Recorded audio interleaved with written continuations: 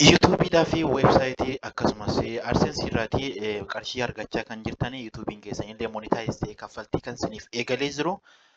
YouTubein seerota haaraa baaseetu jira. Seerota haaraa kana hin guuttan taanaan kaffaltiin tasuma karaa YouTube irraas akkasumallee weebsaayitii irraatii karaa AdSensein kaffaltiin isinii kaffalamu kamillee dhaabbatiitu jira jechuudha. Kanaaf seerota haaraa yookaan seera haaraa YouTubein baase kana sirreeffachuun dirqama keessan ta'a jechuudha. Kallattiimaan gara barumsichaatti darbuun dura nagaan sin gaafadha. Akkam jirtu hordoftoonni AlexooTech guyyaa har'aa kana odeeffannoo ariifachiisaa teekinooloojiin wal qabatu isiniif qabadheetan dhufee jira. Odeeffannoon kunis maal jedhaa? YouTubein seera haaraa baasetu jira. Akka seera AdSensein baase kanattiin taaksii infoormeeshinii kan US'dhaaf guutaa kan turre yookaan immoo United States Amerikaadhaaf guutaa kan turre yeroo ammaa kana immoo Ayirlaandiidhaaf taaksii akka kutnu YouTubein seera haaraa baasetu jira jechuudha. Kanaaf namni isa hin guutne yookaan infoormeeshinii isaa namni hin guutne kaffaltiin kamiyyuu karaa weebsaayitii yookaan immoo karaa YouTube irraatii kaffaltiin kamillee hin raawwatamu jechuudha. Kanaaf akkamittiin seera haaraa kan akkamitti akka guunnu tartiibaan isinitti agarsiisaati. Hiriyoota keessanii fi piliisii YouTubein karaa imeeliidhaanii seera haaraa kana ergee fi hin jiru waan ta'eedhaaf ariitiidhaan infoormeeshinii kan akka isaan guuttatanii beeksisaan isiniin jedha. Jalqaba irrattiin wanta nuti gochuu qabnu warri moobaayilii fayyadamtan tuqaa sadii kana tuqxaniitu deeskitooppii irra deeskitooppii saayitii oonii godhattanii achi booda akkanatti guuttachuu dandeessu. Warri PC irra yookaan immoo laaptooppii irra yookaan immoo kompiitara irra warri fayyadamtan garuu bakka duwwaa kanarratti kun niwutaabii kanarra dhuftaniitu AdSense jettanii barreessitu. AdSense jettanii gaafa isin barreessitanii kana isinii fidaa jechaadha. AdSense jettanii barreessitu yookaan immoo AdSense jettanii seerchi gootu sanii booda kana isinii fida. Amma kan koorraa fakkeenyaaf kan ji'a kana reefuu xiqqoo lakkaa'atee jira. Erga AdSense isinii banee booda eessadhannaa gara kanatti gadi buuneetu payment kan jettu kana bira dhufna. Payment gaafa kan jettu kana bira gaafa dhufnu payment informationii seenna. Payment informationii gaafa seennu kun akka kanattiin amma banaati jira. Kun mallattoo diimaadhaan barreeffame add tax info jedha. Add tax info kana jalqaba maaliif guunneetu jira?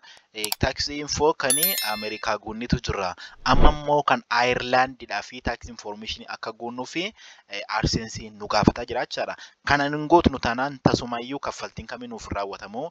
Kanaafuu ariifanneetu maal goona? Hundumti keenya add tax info kan jettu kanatti buuna jechaadha.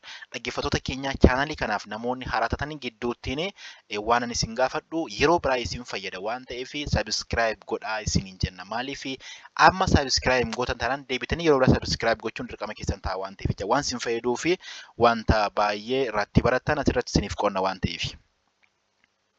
Amma ho'i subscribe godhiin jirtu isin fayyada waan isin fayyadu irratti isin qonna waan ta'eef odeeffannoo ariifataa teekinooloojiin isin wal qabatan isin qonna waan ta'eef subscribe godhaa isin fayyada. Tole asirratti gaa wanti nuti kennu informationii kun akkuma jalqaba isinii kaasee namoota kanaan dura monetaayiz taatanii jirtaniif yookaan immoo namoota kanaan dura weebsaayitii irratti yookaan immoo AdSense irratti qarshii nyaachaa jirtan. Kana jechuun YouTube irraas ta'e karaa weebsaayitii dalaguudhaan qarshii nyaachaa namoota jirtaniifidha kan odeeffannoon kun fayyadu jechuudha. As kanatti kan jalqaba kan guunnee jirru kun akkuma argaa jirtan kana kan United States of America guunnee jirra jechaadha. Kan United States of America guunnee jirra garuu amma garuu maal jedhaa? Add tax info kan maali addi goona kan Ayirlaandiin addi goona jechaadha. Amma as kanatti jalqaba waan isin check gochuu qabdanii kan Ameerikaa kun sirriitti approve isiniin jechuu isaa check godhachuu qabdu. Kana jechuun namoota kanaan dura monetize isiniif ta'ee kaffaltiin isinii jalqabeef approve kan inni ta'u kun jechaadha. So warri kan isiniif mijatee warri kun isiniif sirratee garamitti dabartu add tax info kan jettu kanatti dhuftanii takkaa buutu jechuudha. Asirratti argaa kan jirtanii before you start expect to take 3 up to 5 minutes jedha. Asirratti wanti nuti goonu fakkeenyaaf namoota biyya bakkee jirtanii fi amma fi kootii Itoophiyaa keessa jira.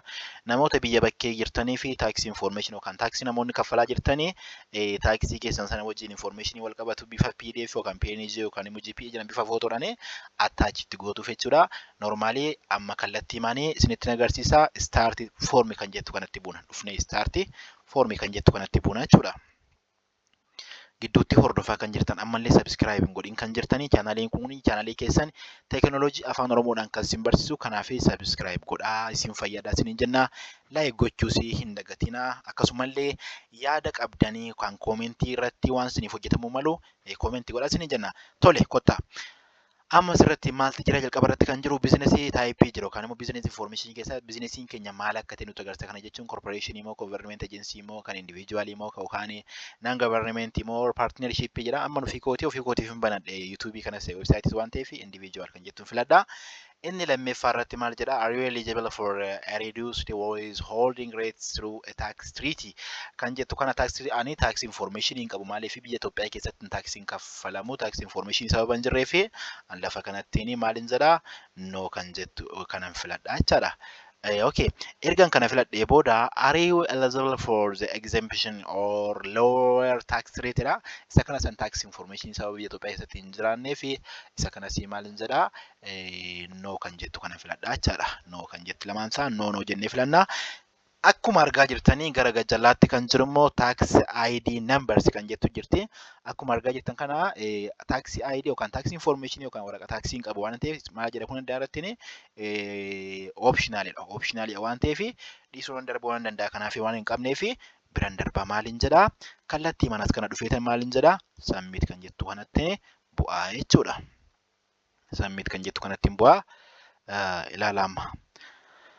Dhaggeeffattoota keenya barumsa kanarratti waan guddaa akka barachaa jirtan nan amanaa information haarawaa teekinooloojii wal qabatu afaan oromoodhaan isiniif hojjenna kanaaf subscribe godhaatii nu jajjabeessaa akkasumallee yaada gaaffii qabaattan koomentii godhaa isin jenna.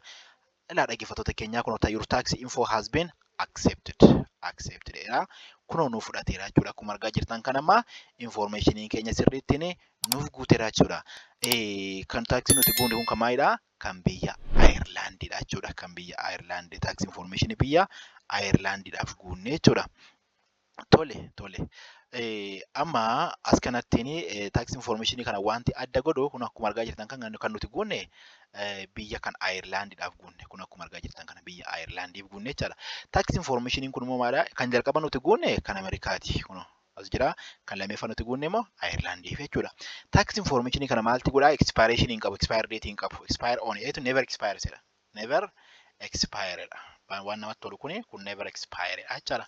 Kanaaf tax information kun bareedaadha. Kanaaf utuu kanan guutiin nama kamiifuu kaffaltii YouTubein sababa hin kaffallee fi websaayitii ijoollee hojjetanis websaayitiin sababa hin kaffallee fi emailii isaanii irratti immoo information akkasii dhufuu fi dhiisuu danda'a inni ergamu iyyuuti. Kanaaf share godhaatii information akka isaan guutatanii wal beeksisaa isiniin jenna odeeffannoo haaraa teekinooloojii wal qabatanii yeroo yerootti update kan ta'e isin biraan geenyaati. Nu hordofaa isiniin jenna waan guddaa akka irraa barattan namannaa yeroo gaarii qabaadhaa. Ciao.